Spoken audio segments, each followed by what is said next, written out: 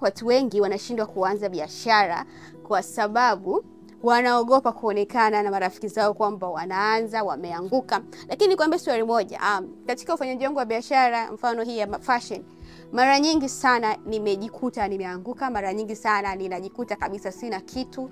Kuna wakati kabisa nafunga duka, but honestly, naonaga kitu ambacho kinawarudisha nyuma, kinafanya watu rudi kuanza tena, wanahisi marafiki zao. Yani kama mnahisi mtu wako karibu na kudistract, please mweke mbali, mblock kwenye mitandao ya kijamii. Yes, kushindwa biashara sio kuacha biashara. Yani ukiona umepata hasara, unapoteza kila kitu, unaanza upya na unarudia kile kile. Asili yangu tu umejua mistake yako ni nini, unaanza tena. So nikutie tu moyo kwa wewe ambaye unahisi kwamba huna nguvu tena za kufanya biashara ambayo umeifanya ukahisi umeshindwa.